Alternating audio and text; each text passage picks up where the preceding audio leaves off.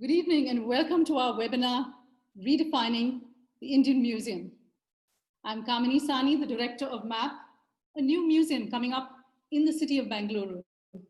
And we are delighted to present the third in our series of talks that is part of our effort to take art into the heart of the community. What we are trying to do is to create a museum-going culture in the country that gets people excited enough to engage with the museum space because it provides them a great experience where they can learn something and have a lot of fun at the same time.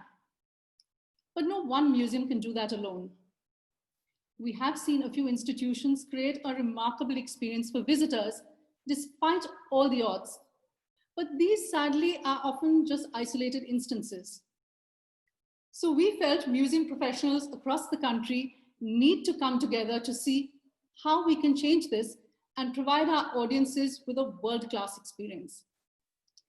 So today's webinar brings together some really creative minds to look at what makes a museum successful and what do we need to do in India to get there. And who better to lead this discussion than Vinod Daniel, our moderator for the evening. Vinod is a very valuable part of the MAP family as a member of our advisory board. He is chair of the Australian International Cultural Heritage Network, Heritage, and a board member of Icom, which is the International Council of Museums. He has worked on museum projects in over 60 countries and published and presented over 100 papers. Vinod, over to you. Thanks so much, Kamini, and thanks to MAP for hosting, yet another interesting panel discussion. Could I request all the panelists to now turn their video on so that the audience would be able to see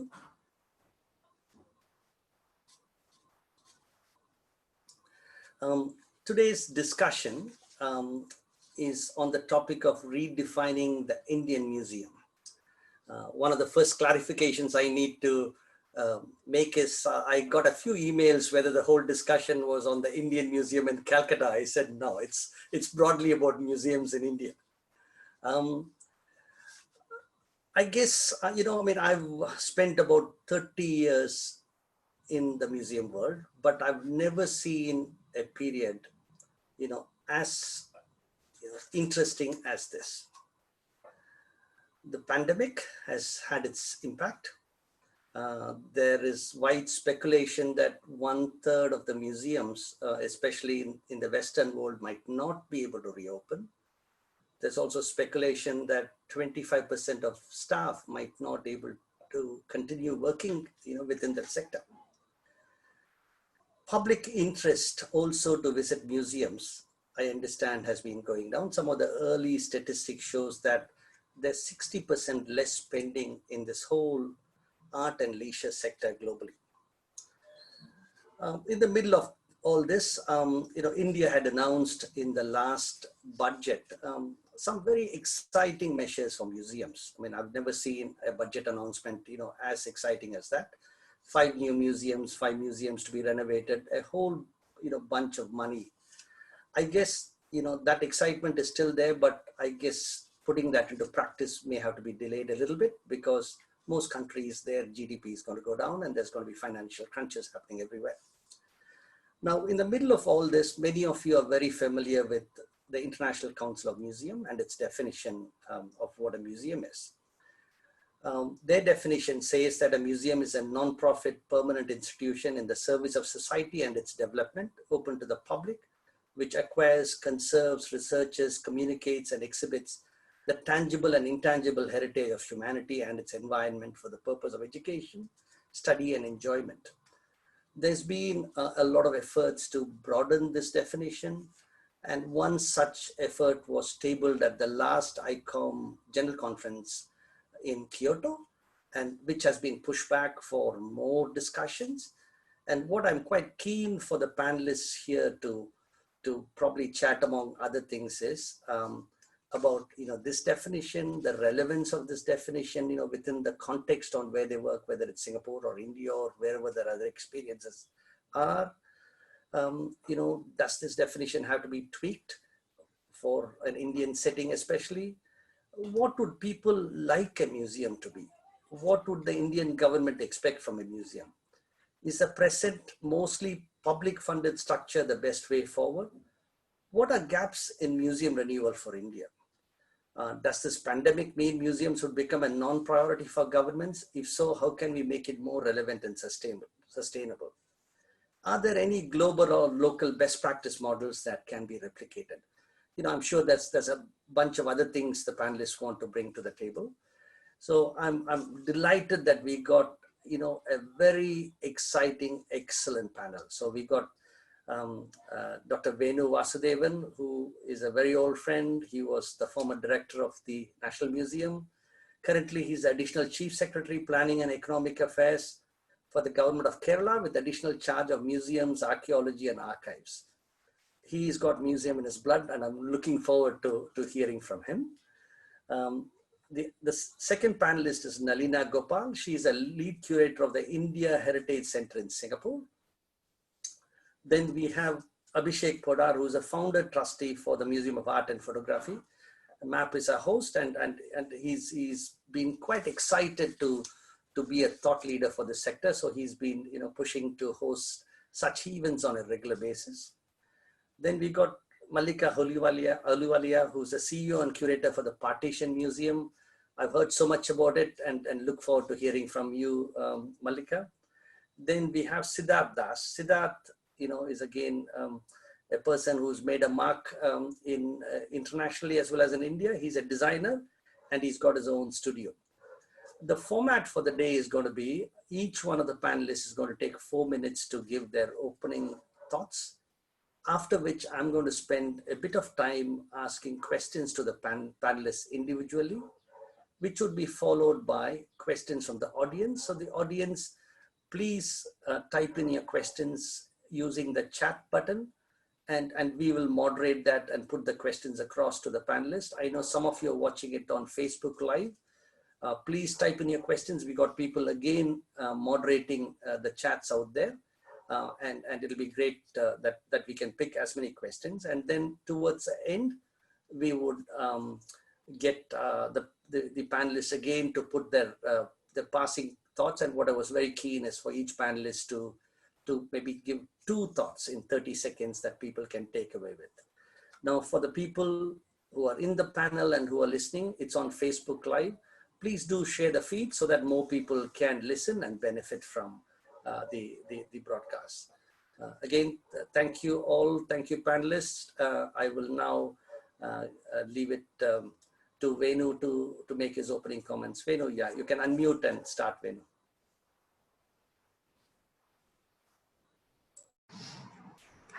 Thanks, Vinod.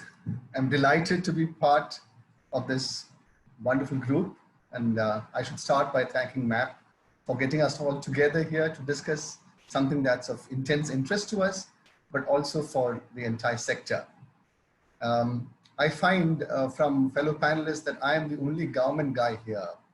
So before everybody gangs up against the government, this is my opportunity to talk about government. Although I have my gripes about it myself, lots of gripes, by the way. But let's start positive. Museums, to me, particularly in a country like India, are very, very important cultural spaces. And the Icom definition actually projects that. And any museum professional will do well to read that line over and over again. Now, in the Indian context, particularly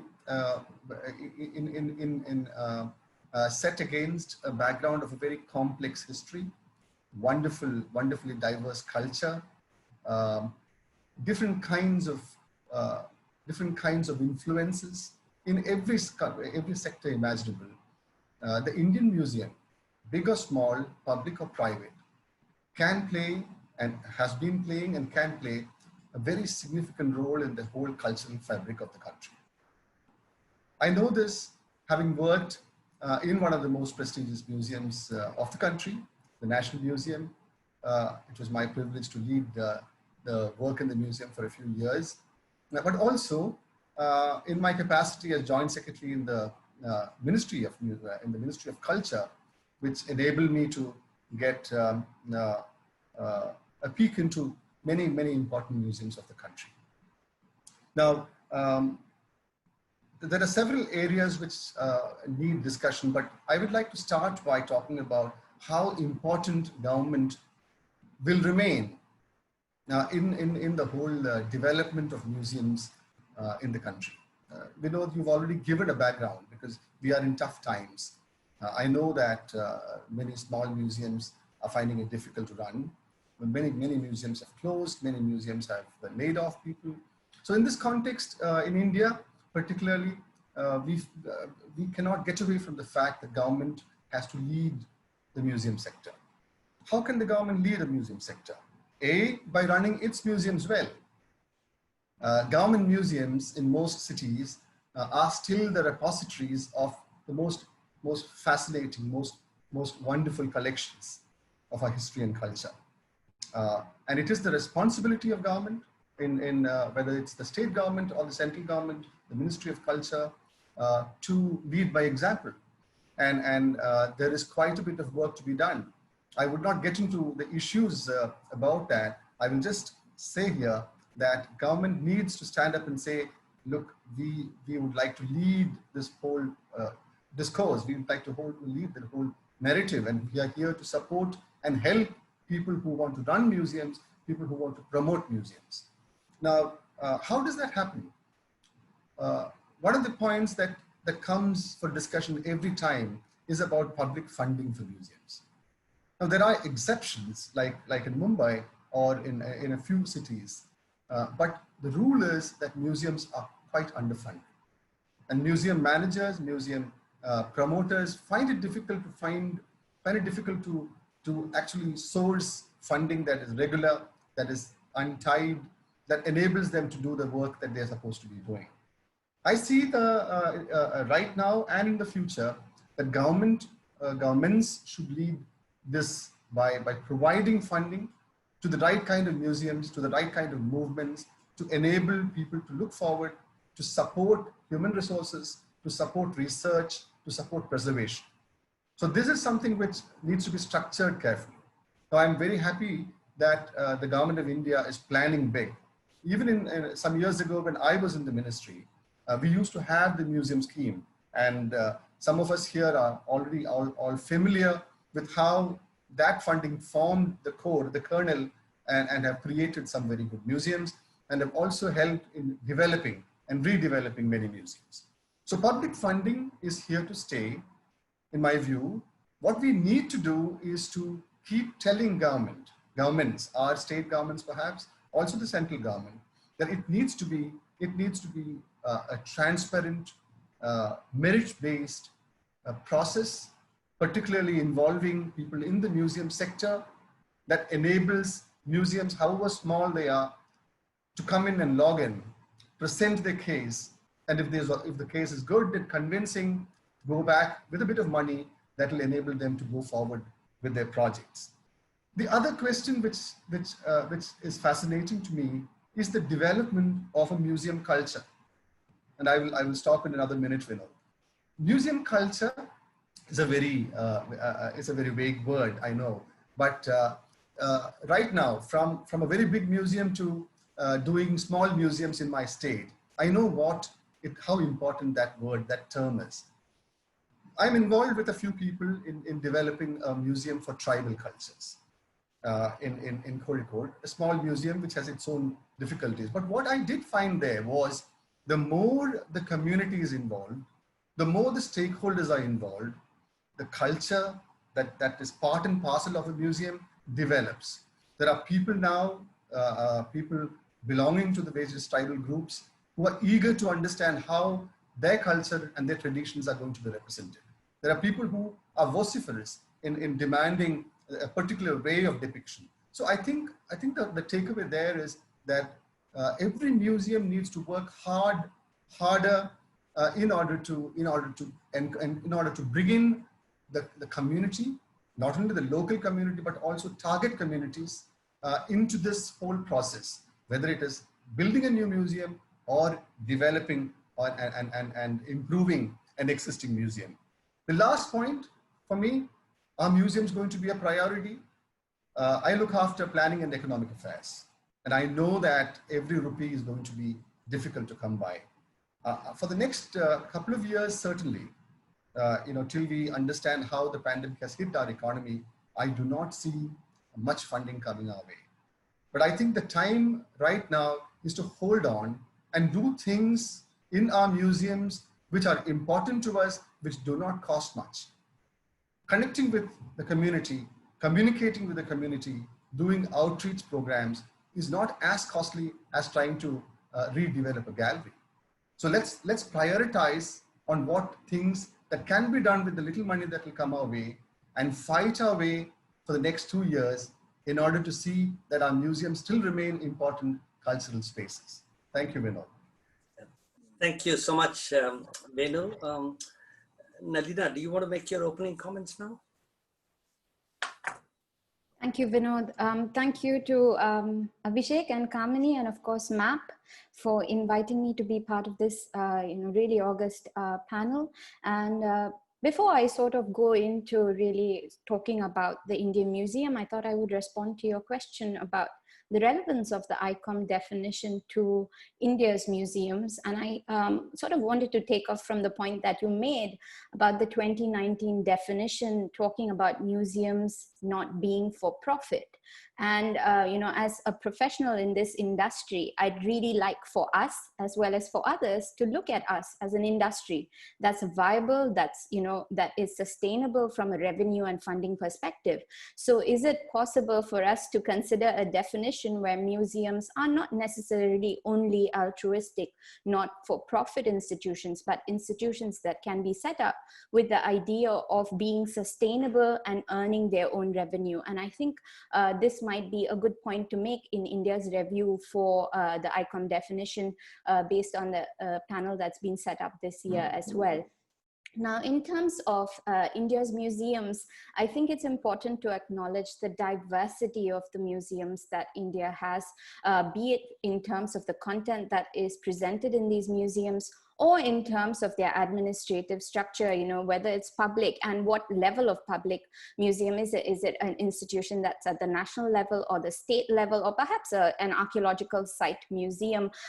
Is it possible for us to consider the idea of achieving a certain standard for presentation, irrespective of the level that these public museums might be under in terms of administration? So I thought I would sort of put forth a 4C perspective. Firstly, from the idea of control, I think it's important to address your question in terms of public-private partnership in administering museums.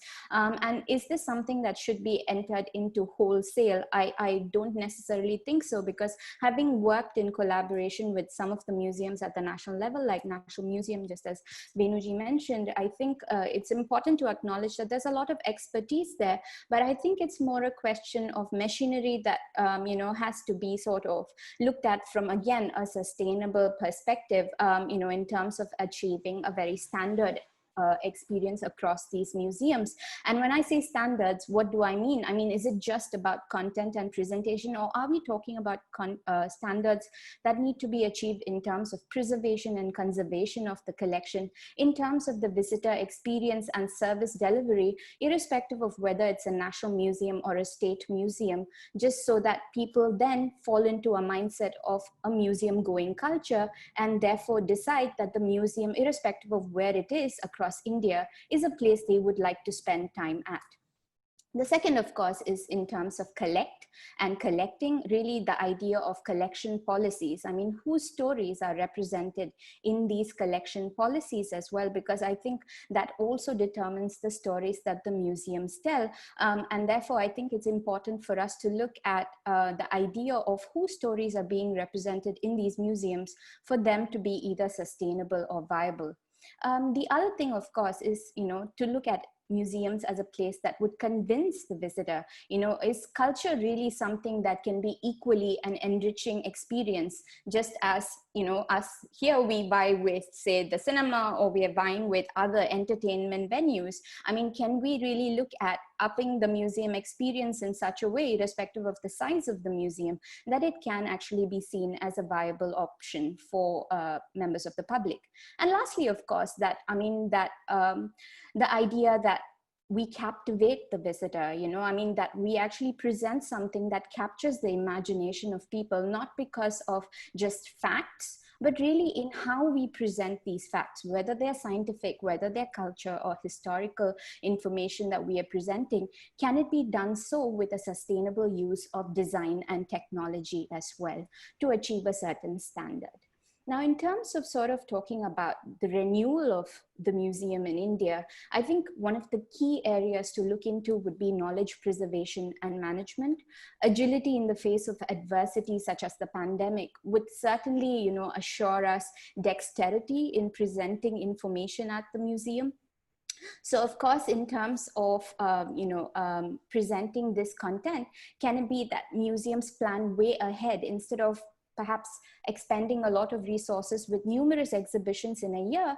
Is it more wise to invest in, platforms that would allow you a digital presence, also in terms of cataloging your own collections and improving the access to these collections so that it's not just a transient exhibition experience that we're offering as a museum, but it's important to acknowledge that museums are spaces of learning and research so that these databases can also foster more research and learning across the world, irrespective of where people are, because the Indian museums house very important South Asian collections that are not only relevant to audiences in India, but very much so to audiences and institutions outside of India. So I think it's important for us also to think about how we are providing access to these collections for curators overseas, for instance, to be able to access these records and present India's heritage and sort of, develop the museum really as an instrument of diplomacy as well, for us to be able to borrow collections and have exhibition as well as research project exchanges.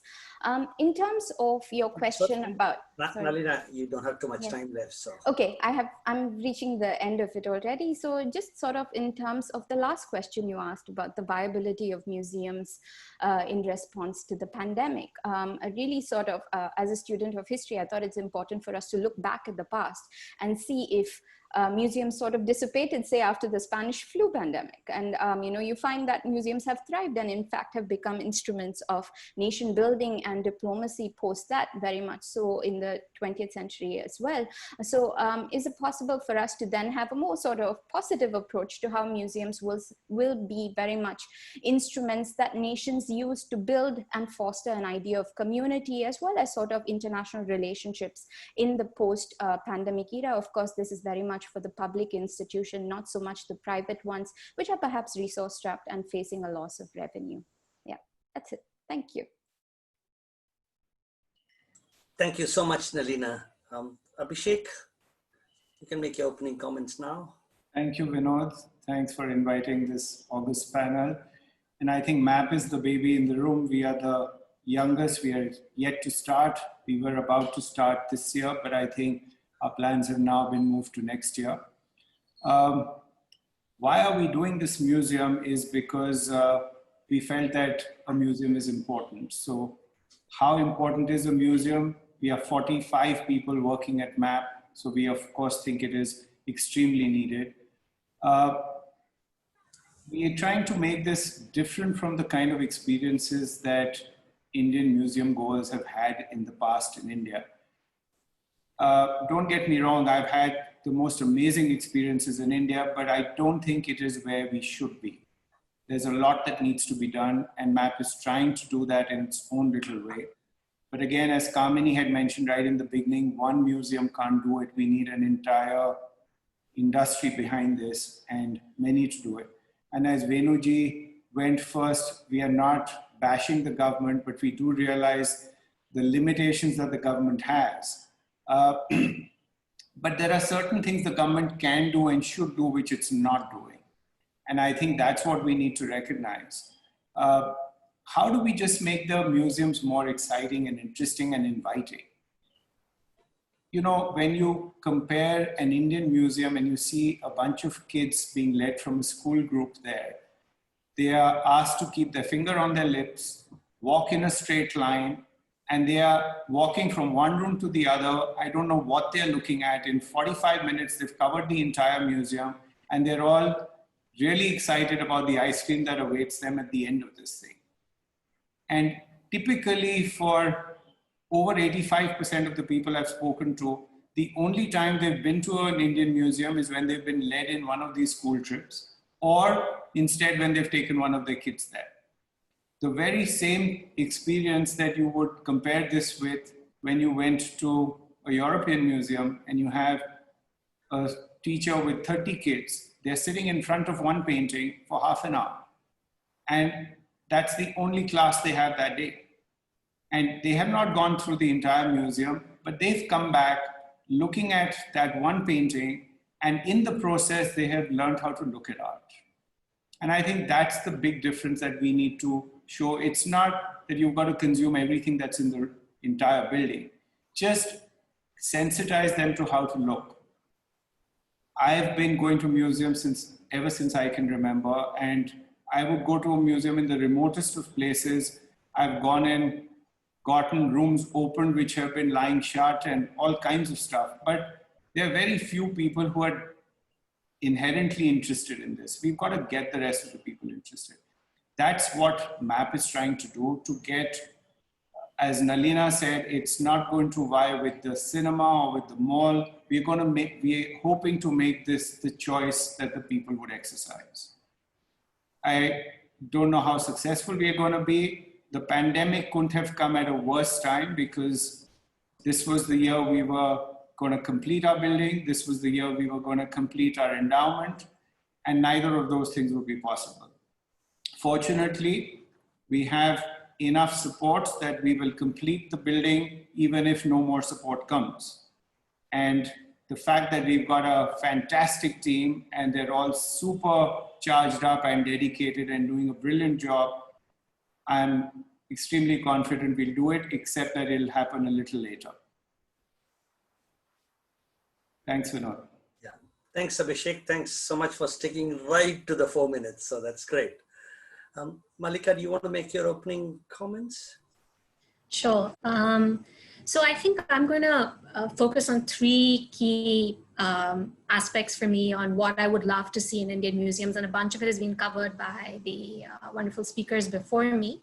And I'll be speaking, of course, very much from my experience of building the Partition Museum in Amritsar, which is a startup of a museum, is how I like to think of it, and very much a bootstrapped startup. So a lot of the lessons, I think, come from that. I think the first thing, and this was covered by Abhishek and Nalina, is that a lot of museums in India and even around the world, they've traditionally been object focused. That's been how we've tended to think about a museum, is here's this amazing object, and we have such a rich cultural heritage in India that it makes sense in a way that you put the object at the center. But the problem is, I think we've veered, if there's a spectrum between being object focused and being visitor focused, we've just stuck completely at that end of the spectrum. And I think we need to move a bit further along to say, how do we tell stories in the museum and really put more of a visitor focus? And when I was curating the Partition Museum, for me, that was something I really focused on. So if you come to the museum, you'll see there's like tons and tons of text. There's more text than people probably want, but it was because of this effort that my own experience of going to museums in India, and you see this amazing sculpture that's Apsara from, some beautiful time, and you just know nothing about it. And you're just like, okay, Apsara 1, Apsara 2, Buddha 1. And you want to know, when as a culture, I think we're people who love stories, whether it's a story of royalty or patriotism or piety, religiosity, romance. So there's so much richness in every object that's in our museum, but we haven't tried to engage the visitor in telling the full story of it. So I think that interpretation, that visitor kind of customer centricity, which a for-profit business has, very much putting it at the heart of what they do. Like if you look at an Apple, etc., as being like the leaders in that. I think a little bit more of that in our museums, to say it's not just the object, it's the object plus the visitor's experience of the object. That's really what the museum should be about. So that's one. I think two is, something Mr. Venu mentioned, which is around, and Nalina mentioned this also, around the histories that are being represented in the museums, so moving away from just being tangible histories or histories of related to religion or leaders, looking at how people's histories and community histories can also be in our museums, I think is really important. And we've got a few really great museums around the country who do that, but I think a lot more can be done. And that is very much the spirit, again, with which we built our museum. We said it's a people's museum. It's a story of the millions of people who were affected by the partition. And I think putting that at the center did lead to a lot of community engagement, because people come in and they see their own story in the museum, in a way that feels very personal. And so I think that has been something that's really helped us create a lot of engagement amongst people who come, even amongst our younger audiences, because it has that element of being a very personal history. And the third point, I think, is around the funding. And I think, as previous speakers have said, I think there is a lot more need to be maybe a bit more agile as a sector in terms of how we think about our funding, and exploring more than we have done before alternate models. So we are completely a nonprofit museum built through donations, through individual donations and CSR donations. So we don't have government funding. And I think for me, as I think about our museum, I think of us as a social enterprise. I think, how can we over time get more and more of our operational expenses from ancillary revenues, like the museum shop, like the audio guide, like other services we can provide, so that it becomes more and more of a sustainable institution, because it's something that should last for centuries.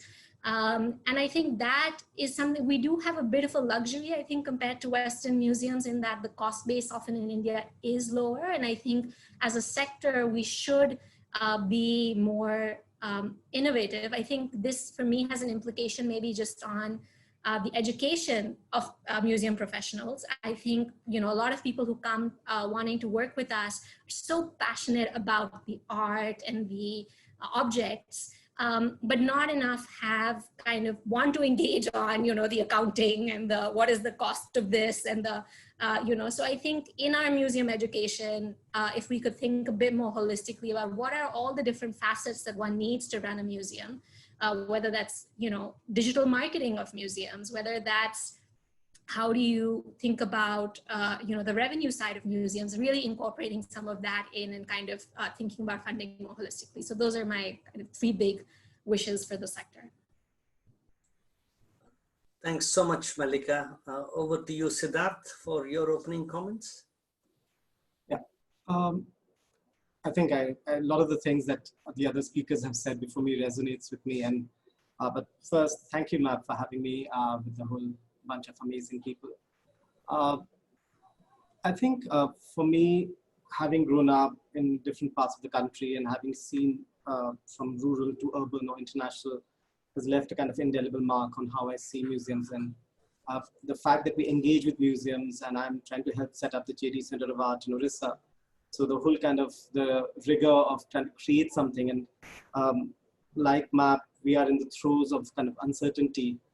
We are much smaller than MAP, and I think our ambitions are pretty much the same way. So it's even harder. But I think one of the key things is that the kind of colonial legacy that we have having inherited this kind of object-centric, like Malika said, approach, which is like an eclectic storehouse of objects. And then we've got also this great dilemma of trying to wipe out a past and not learning from it. And we are a country straddled with disparities, with narratives which need to be very sensitive. We have disparities, we have polarities, and we have a baggage. And that baggage, all of this presents an amazing potential to do something exciting.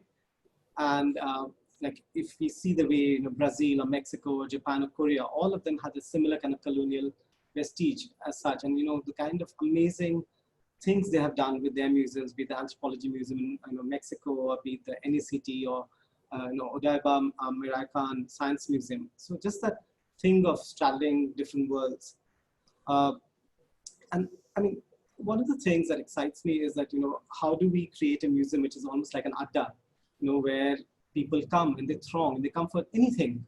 They may come for a cup of tea for all we care. They may have no interest in it. And once they come in, what surprises them, what creates a sense of wonderment, and what creates this idea of creating a dialogue or be inspired or finding a meaning or value in life as such.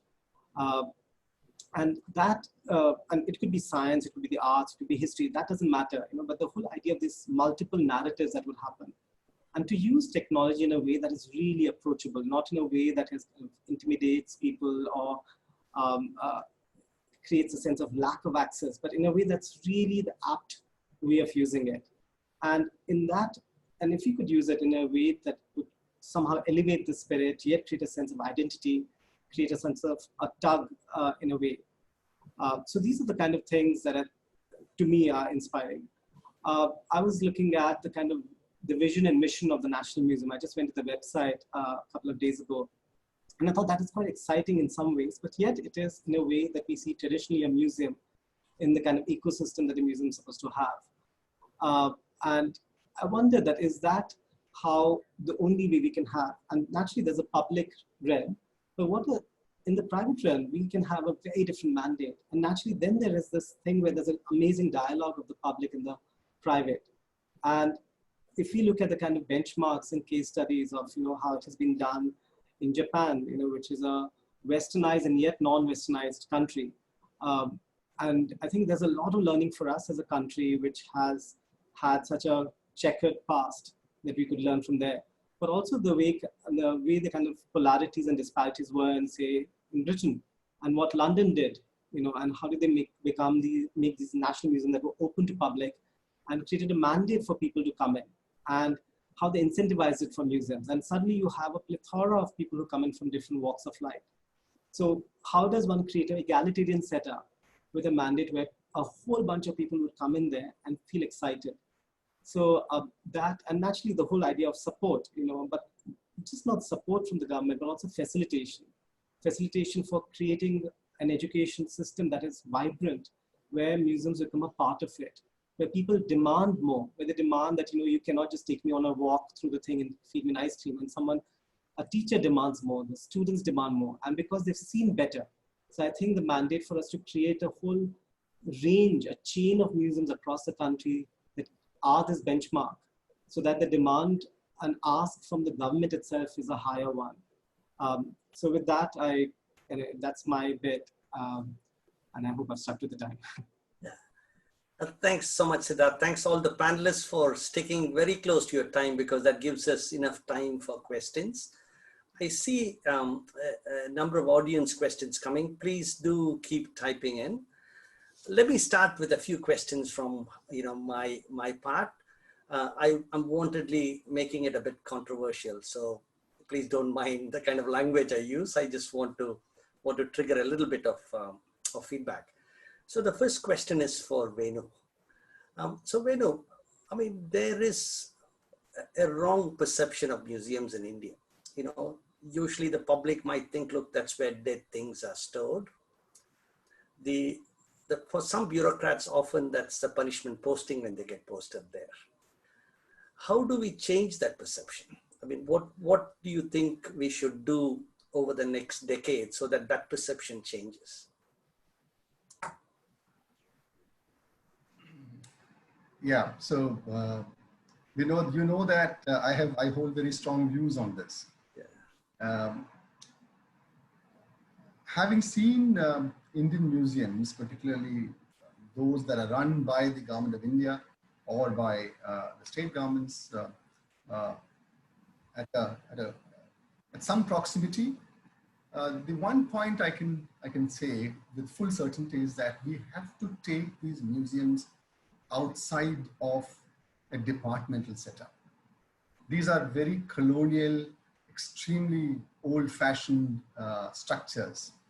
And every museum, every big museum that is run by government suffers because of these structures, these structural problems.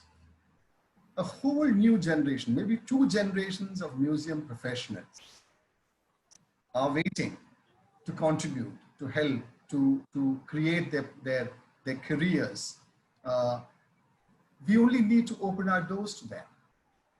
In the National Museum, what we could do there is entirely, and quite, we had received some favorable reviews and all that during my time. The entire credit goes to a bunch of young professionals. I could not hire them on a permanent basis, but when they did come in, they created a wave because they brought in fresh ideas. They brought in a professionalism that was unheard of in those museums. They really shook up those museums. The new bunch of young assistant curators who came into the National Museum were all eager to make that change. They were eager to learn, and they were eager to understand, they were eager to reach out. The problem is that our structures are so rigid that these people just don't get the chance. So my point is, the one word answer to what you ask of me is autonomy. Provide autonomy to these institutions and they will flower. Thank you so much, Venu. I know I had to ask you the question and I know you will answer. So moving on to Nalina. So Nalina, one point you mentioned is to remove the word non-profit, right? Now, are you thinking a museum should be like a gallery that buys and sells art for profit? Or when you say for profit, it means something else? Because one of the things we all signed as museum professionals is that we'll never be a collector, we'll never buy art. Yeah. So I just wanted you to clarify a bit more on that.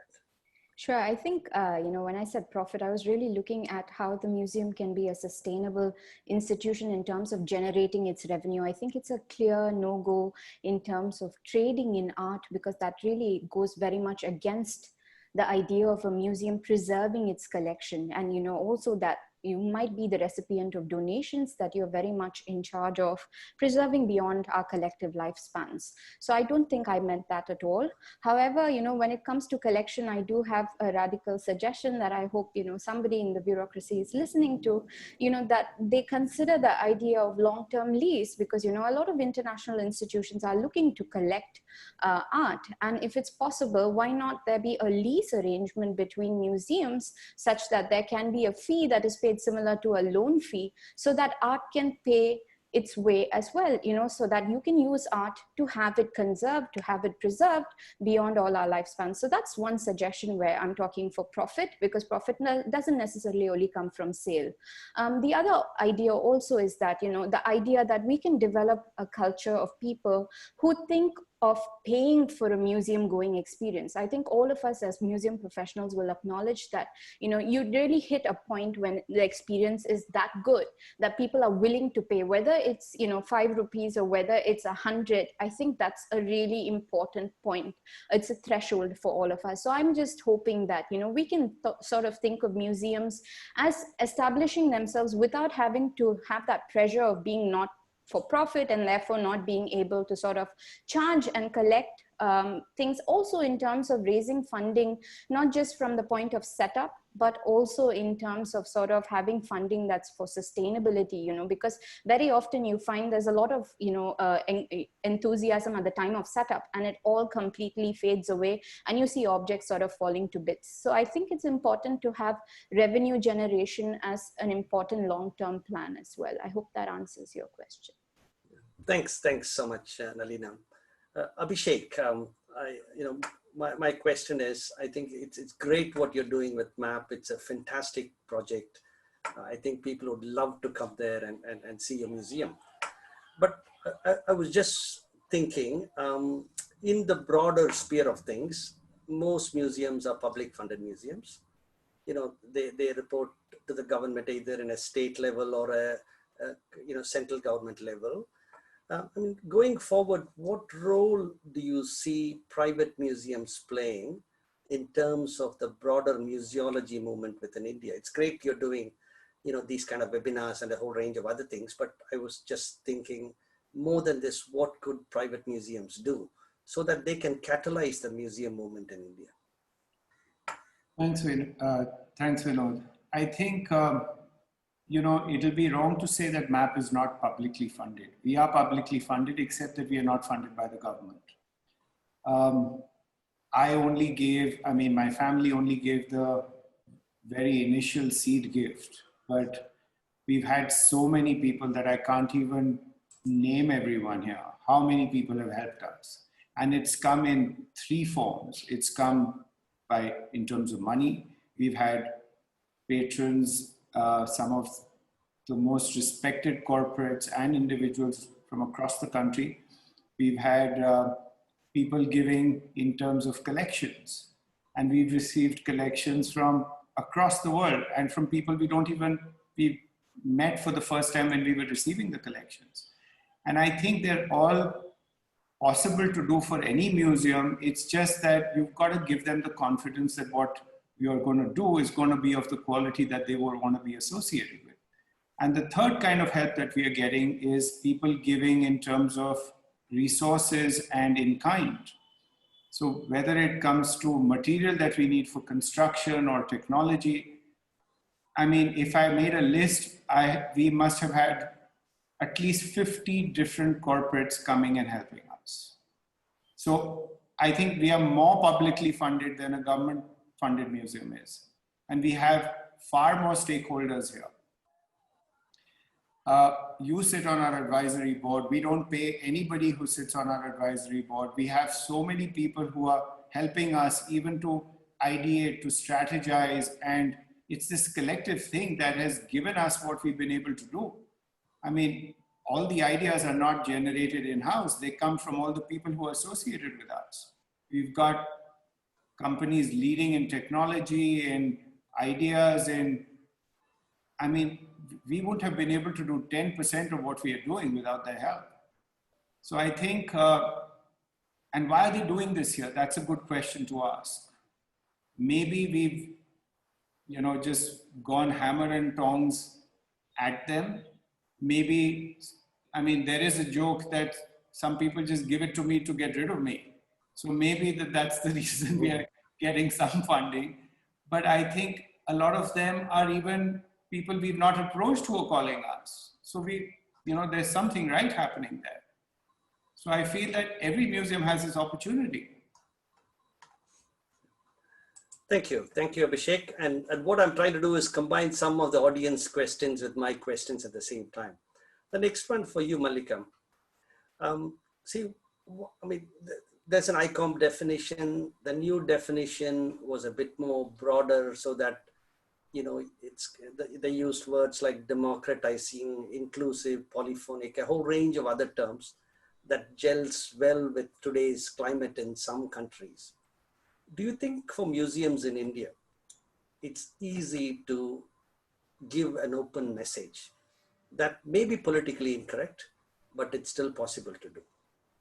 So, you know, I know when it comes to partition, when it comes to a whole range of things, there are many messages that can go out. So, you know, you being there in the Partition Museum, I'm sure you had to, you know, go through a whole range of debates. And museums do have a role. You know, museums are supposed to be a neutral platform, you know, a safe place for unsafe ideas. There's a whole range of things. So I was just wondering what your thoughts are on that whole thing.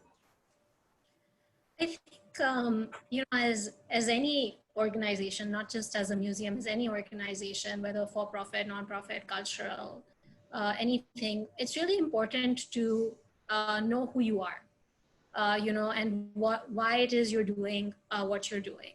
And so for me, I think, you know, I'm not a fan of all these big words because I often don't know what they mean. And they can mean everything and nothing. But I think having a clear value system that you can communicate to everybody, people who are closely involved, people who are distantly looking at you, is really important. And so I think for any museum that's coming up, I think that is going to be, certainly for us, that's what's enabled us to set up this museum. And before we were starting, you know, there were a lot of people who, very well-meaning people who told us, don't do this, you know, like you are going to dig up old wounds. The partition is not like the Holocaust. It's not a single perpetrator, single victim. It's very complex. But we knew why we were doing what we were doing. And we knew what our values were and how we wanted to communicate it.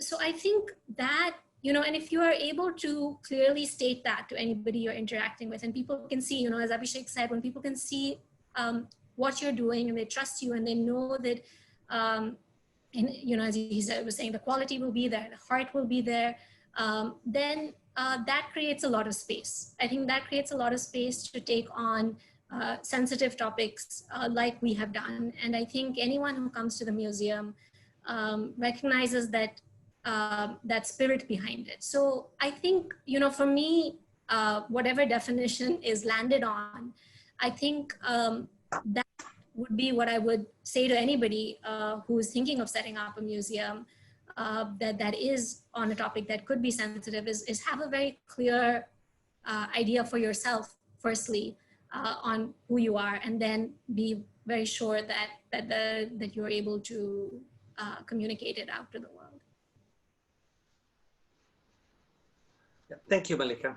The next question for you, Siddharth, is, see, there is a perception that museums cater to a very small percentage of the society, more in the higher end of society, not to the very common person, right?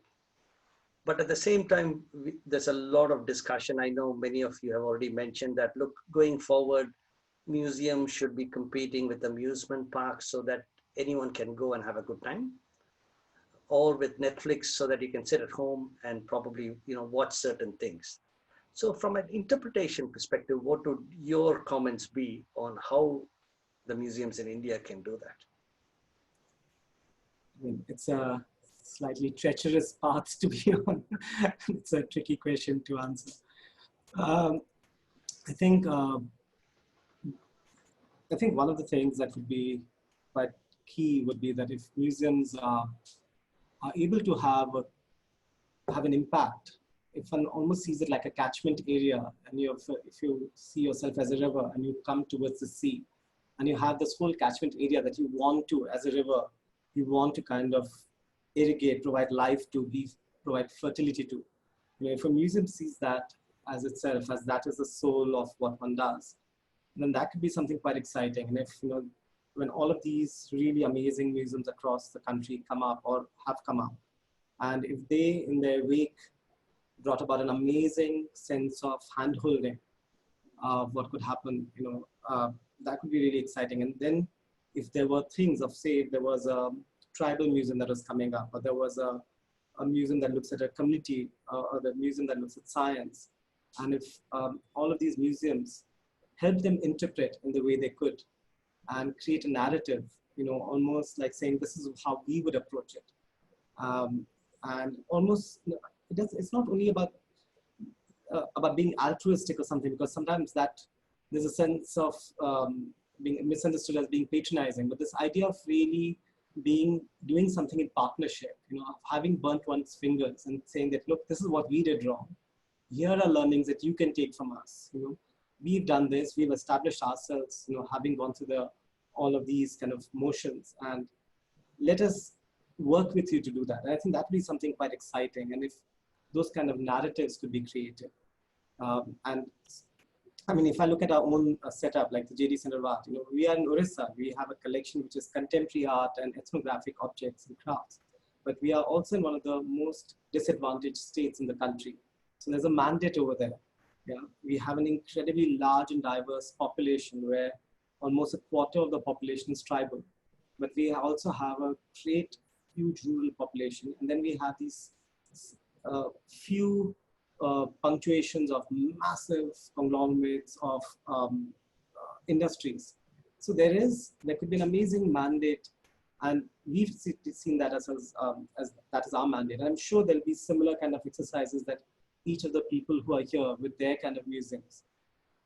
Yeah, so I would see that from that perspective.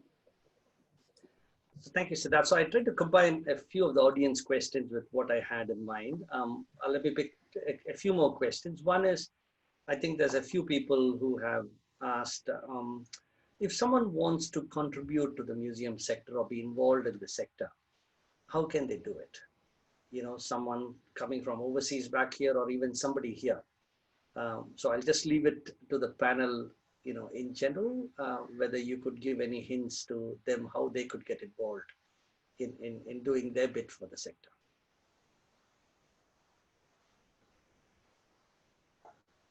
So who wants to? Venu. I think he's best placed. He's nurtured many people there. Sorry? Abhishek perhaps is best placed to answer. Yeah. There are some very good professionals that he has nurtured and brought into his project. I've just been very lucky. I have nurtured nobody because I'm the baby in the room. But yeah, if somebody is willing to work and has got great ideas, I'm not sure that we are hiring any more people right now, but if you're willing to give your services and to work in a place that is exciting and vibrant and it's going to really make a mark, then MAP may just be the right place for you. Come. Write to me. Thanks, Abhishek. And anyone wants to add to that? The other question. Building on what Abhishek said, it obviously depends on the kind of support they are envisioning. I think, as we've mentioned, the pandemic has devastated the finances of a lot of museums. So one very important way, if you are motivated enough to do it, is to help any museum of your choice raise funding. I'm sure every museum here and in the country and around the world would appreciate that. It requires legwork, it requires effort, but you can host small fundraisers, you can host pop-up type things. I think that's a really important way and something that will be easy to do. In the same spirit, I think, as Abhishek was also saying, volunteering for museums is often a great way to get engaged. Even if you're not able to get the job that you want right at the beginning, if you can consistently show that you are motivated and excited and energized by what the museum is doing and volunteer your time, oftentimes that will convert. Like for us as a museum, a lot of the people we've hired have been people who interned with us or volunteered with us for a long time, and then we're like, oh my gosh, they're so passionate about what we do. And that's often, the biggest thing that you can bring. So I would say if you're outside the sector and you're looking to get in, maybe keep your day job for now, but find these ways of helping the museums you really love, spread the word about them. Those are quick ways to get engaged. And then of course, there are more idiosyncratic, unique ways. Like for us, we crowdsource objects and collections. Other museums also do things like that. So depending on the particular museum you're looking at, there are some of those ways also. Thank you, Malika. Just to add to what the panelists were saying, look, I think if you're interested, go with the open mind. It's not a set, professional job description or whatever you can expect. I'm a chemical engineer who stumbled into the museum, and I've kind of, made my career out of museums for the last enough years. And I've met with so many people who have found their way in and built on their background and expertise. They have found a niche. So I think once you get in, you will know what the opportunities are. Usually because it's a very small sector, you may not get the right fit when you first get in, but with time it'll happen based on, what talents you bring in, what interests you have. But it's a fascinating sector to be in. Now, I know we're getting close to the 1 hour we have allocated, so I'll go back to the panel for their closing comments. So if you can take 30 seconds each and maybe share 2 takeaway messages you want. We'll go in the same order. Maybe Venu, you could start. Speaking about public museums, there are just two takeaways for me. Set them free, number 1. Number 2, make sure that the visitor comes first.